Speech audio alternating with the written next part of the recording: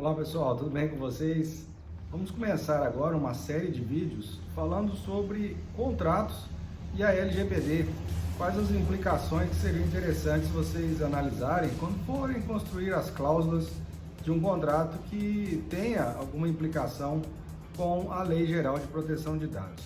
E nessa primeira aula aqui de hoje, vamos falar sobre os elementos contratuais e a sua implicação com a Lei de Proteção de Dados. O que eles teriam de diferente dos elementos contratuais que nós já estamos acostumados pelo Código Civil. Então vamos lá. Bom, de qualquer forma, o contrato, o que ele é? Ele é uma materialização de um negócio jurídico.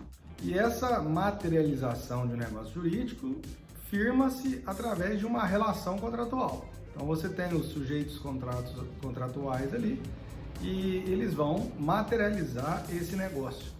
O que é importante observar é que alguns negócios estão diretamente ligados com a questão de dados e outros não. Mas mesmo não estando diretamente ligados com as proteções de dados, ainda assim, esses contratos precisam observar regras da Lei Geral de Proteção de Dados. Então, ok, se a gente vai analisar o contrato com base na LGPD, nós também não podemos nos esquecer que os elementos contratuais serão aqueles extraídos das regras do Código Civil. E em conjunto, nós traremos as regras da Lei Geral de Proteção de Dados. O fato é que a maioria dos contratos podem ser contratos de trabalho, contratos de prestação de serviço, contratos de relações de marketing digital, contratos de compra e venda, inclusive, de parcerias. Todos esses contratos, por tratarem dados, não só dos sujeitos, mas até mesmo de pessoas que estarão ligadas àquele contrato, eles precisam alertar com suas cláusulas para regras da LGPD. Mas, além disso, nós também não podemos nos esquecer que eles têm a sua base, a sua essência no Código Civil ou, no caso de relações de trabalho, na CLT. Então, na verdade, quando você for construir um contrato com base nas principiologias da LGPD, você não pode esquecer que ele passa originalmente pelas regras gerais do Código Civil ou da CLT ou do Código de Defesa do Consumidor, enfim, a norma fundamental que sustenta aquele código, né? Agora, além disso, também não podemos esquecer dos parâmetros constitucionais, por exemplo, no caso do direito civil constitucional. Então, também é importante observar esses parâmetros quando for construir qualquer contrato. Então, a tipo de exemplo, se você está celebrando um contrato que tem uma característica ali trabalhista, a LGPD não traz nada na sua legislação, né, nas suas normas, referentes a relações trabalhistas. Então, quando você for construir um contrato que tenha implicações trabalhistas, você vai ter que trazer as regras do direito do trabalho, trazer as regras da LGPD e trazer as regras da Constituição Federal, né? Então, se antes você faria, né, um contrato estruturado basicamente com base na CLT e com base na Constituição Federal, agora você precisa também trazer a LGPD para o bojo desse seu contrato. Bom, mas pensando então em elementos contratuais, o objeto, né? O objeto é um elemento muito importante no contrato. E vamos analisar esse objeto com base em questões ligadas à LGPD. Então, se você for estabelecer um contrato com relação às atividades do responsável pelo tratamento de dados, então, nesse caso, o objeto do contrato deve ser determinado ou determinável.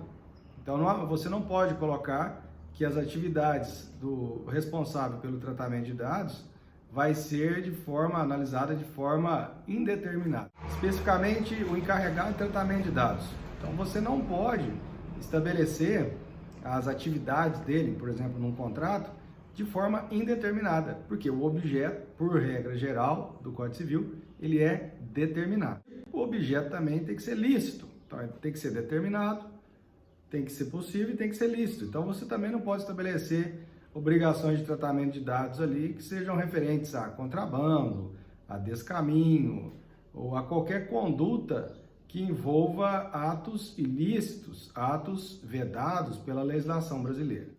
Mas vamos lá, pulo do gato aqui. Se você vai fazer um contrato em que você está estabelecendo obrigações com uma obrigação de prestação de serviço e você está contratando exatamente a empresa ou a pessoa que vai fazer o serviço aí de tratamento de dados, é muito importante que você traga para esse contrato exatamente as regras, não só legais, mas as normativas da empresa com relação aos termos de uso e as políticas de privacidade.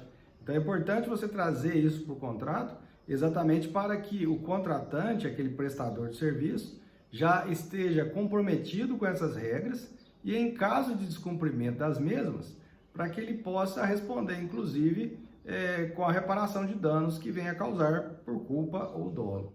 Do ponto de vista principiológico de qualquer contrato, nós não podemos nos esquecer da regra do artigo 421, que traz a função social do contrato. Muito bem, nesse diapasão, você deve observar que o contrato ele não se limita às partes ali que estão contratando. O contrato ele tem suas implicações num contexto social em que está inserido. Então não adianta, por exemplo, eu fazer um contrato em que eu permita que se viole normas de direito ambiental ou normas de direito tributário. Então o contrato, na sua função social, ele deve respeitar exatamente o caráter da coletividade em que se encontra inserido. Mas uma pergunta que tem é, com relação à LGPD, o que seria essa função social? O que estabelece a função social de um contrato vinculado à LGPD são as regras da LGPD. Então, as regras, as normas da LGPD, é que, ao serem observadas, elas já caracterizam a função social sendo respeitada naquele contrato. Então, você não pode criar, por exemplo, um contrato em que ele viole as normas da LGPD. Aí já seria uma violação da regra ou do princípio da função social. E por que isso? Porque a LGPD, vocês que são estudiosos dela, né, que vem de legislações, de normatizações europeias, ela surgiu exatamente por uma demanda social, proteção de dados, respeito às regras de proteção de dados. Por isso que ela, ao ser respeitada, já assegura essa função social do contrato na vertente que nós temos da função social. Mas na prática, como que essa função social vai se operar? Essa que é a minha dúvida. Então, nesse caso vai ser o seguinte, na medida em que duas empresas, por exemplo, celebram um contrato para gerir, para tratar dados de terceiros. A empresa A e a empresa B geraram essa obrigação. Na medida em que a empresa B ela sofre uma invasão na sua base de dados e ela não cuidou de qualquer procedimento de segurança para evitar que ocorresse esse vazamento, veja que o impacto é tremendo.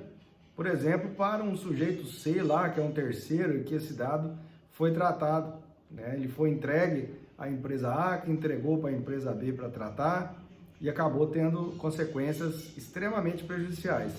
Veja que essa situação, além de implicações de reparação civil, ela pode gerar, inclusive, consequências de caráter de danos que podem ser protegidos até mesmo através de ações civis públicas pelo próprio Ministério Público. Então veja que esse campo de atuação da função social na Lei Geral de Proteção de Dados, ela é muito abrangente. E sempre você deve trazer em mente que ela vem sustentada na própria LGPD, mas sem prejuízo também da Constituição Federal e das regras gerais de função social do Código Civil. Quais mais regras, elementos contratuais, quais mais princípios seriam interessantes? Podemos colocar aqui também, é claro, a autonomia privada, ou seja, a liberdade de contratar, logicamente submetida às regras da função social também. Mas a liberdade de contratar é sim uma regra extremamente importante e que está aqui também como elemento estrutural desse nosso contrato vinculado à Lei Geral de Proteção de Dados. Pacta sunt servanda também é a obrigatoriedade, a força obrigatória do contrato. O contrato é lei entre as partes, logicamente também observados os princípios gerais do Código Civil aí, mas que também são regras que estarão presentes mesmo em se tratando de contrato da LGPD. Relatividade dos contratos. Os contratos, eles estabelecem relações entre os sujeitos contratantes, não podendo obrigar terceiros, né? Isso é uma regra que você aprendeu lá há muito tempo. Então, da mesma forma, aqui, relações ligadas à proteção de dados também vão obrigar os contratantes. Agora, conforme eu disse no exemplo anteriormente, elas poderão impactar terceiros e esses terceiros, mesmo não sendo componentes dessa relação contratual, poderão obter medidas judiciais, tanto para a reparação de danos, quanto também para medidas de ações coercitivas, por exemplo, tutelas inibitórias, caso seus dados estejam sendo violados da maneira em que eles não haviam autorizado ou permitido. E é claro, não pode faltar as questões éticas do contrato, as relações éticas. Então, nós temos também o princípio da boa-fé. E essas relações do princípio da própria eticidade, elas devem se operar no contrato, né, de tratamento de dados, desde o seu nascedouro até mesmo depois. Nós podemos pensar aqui como elementos gerais desse contrato as partes, né? E essas partes têm que ser agente capaz, a forma prescrita ou não defesa em lei e o objeto deve ser lícito. E os elementos específicos com base na LGPD. Observar as bases legais da LGPD. Então você tem que trazer esses elementos que estão lá na lei geral como elementos estruturais desse nosso contrato. 2, observar os princípios da LGPD, e aqui também pensando como princípios da própria função social do contrato. E 3, e não menos importante, observar as regras de responsabilidade civil previstas na LGPD em caso de violação desses dados. Ok, pessoal? Então, nesse bate-papo de hoje, a gente analisou aí os elementos de um contrato e as suas implicações na LGPD. Não deixe de se inscrever no canal, deixar o seu joinha e também comente aqui embaixo se você gostou da aula, se você gostaria de que fossem comentados outros aspectos dos contratos e a LGPD. E não deixe aí de ativar o sininho, porque novos conteúdos virão em breve. Um abraço e até mais.